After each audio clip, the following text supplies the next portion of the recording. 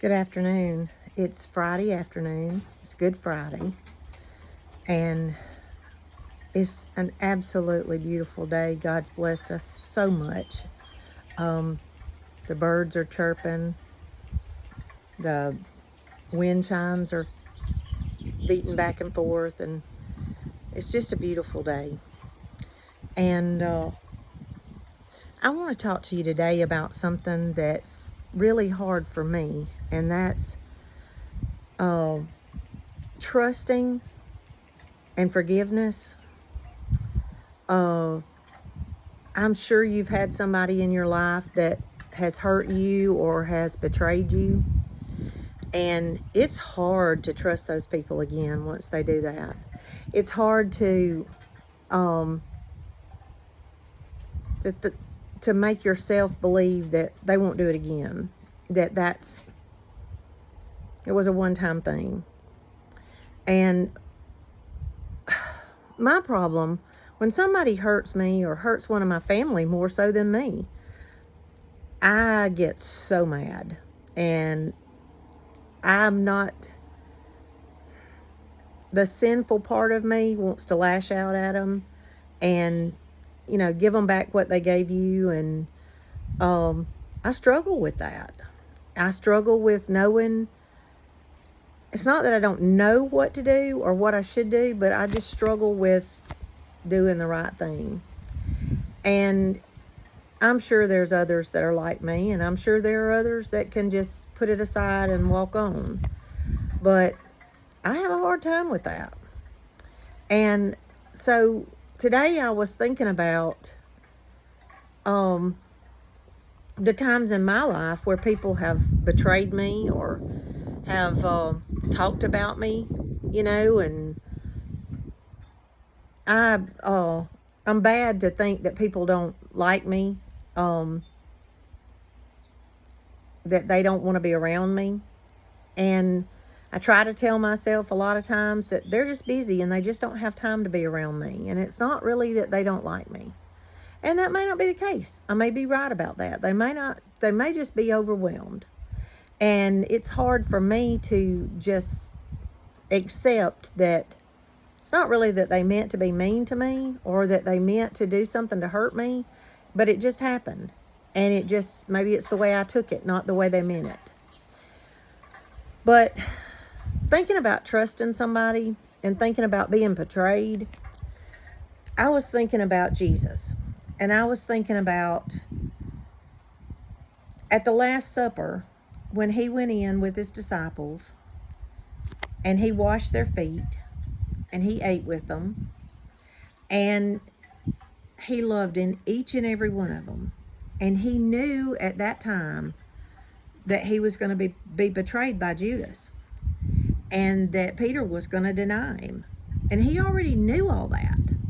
But yet he still went in and he still loved them enough to wash their feet. And I just have sit and thought about that this week, as if you knew somebody was going to betray you, you knew it was coming, could you do that? It'd be hard for me.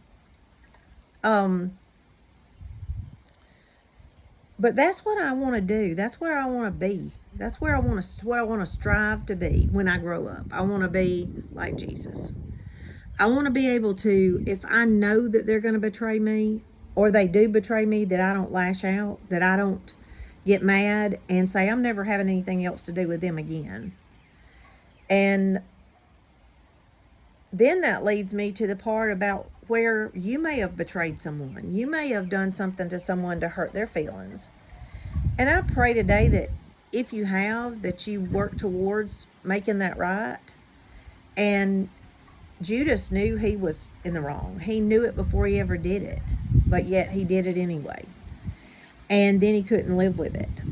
So I pray that if you've hurt someone today or you've done somebody wrong, that you will pray about it and that you'll step up and that you'll go and talk to them and apologize to them and let them know that that's not who you are. That, that you are sorrowful for what you did and that you want to try to make it right. Are they going to accept it? Who knows? Because it all depends on how they handle it. But that may be all they're waiting for, is for you to just say, I'm sorry. So, as we come to a close on Good Friday, it's getting later in the afternoon. Just remember that tomorrow is a new day. It's a new day for us to make right the wrongs that we've done, and for us to forgive the people who have wronged us. And remember that it's Friday, but Sunday's coming. And Jesus is not dead. He's not in that tomb. He's alive, and he's fighting for you and I every day. And there's no greater love that we can have than what he has for us. If you think about, you would protect your children through anything and for anything. And we're God's children, and God let his son die to protect his children. And that was the ultimate sacrifice, that Jesus gave his life to save you and I. And so, since it's Friday and Sunday's coming, take the opportunity this week to be in church Sunday morning and to praise Jesus' name. And there's just something about a sunrise service to me that gives me chills. So if you have the opportunity and there's a church nearby where you are, go to their sunrise service. A lot of times churches don't require you to dress up to come to sunrise service. You just go as you are. And I know at our church, at Bethany Baptist Church in Heath, Alabama, we would love to have you. We would love for you to join us for our sunrise service and then come back for the worship service that day. And I pray that if you're having an Easter get together with your family, that you all just reflect on what Easter really means. That Jesus is alive, and he loves you, and he's there for you all the time. So I love you, and I hope you have a wonderful weekend, and I'll talk to you next week.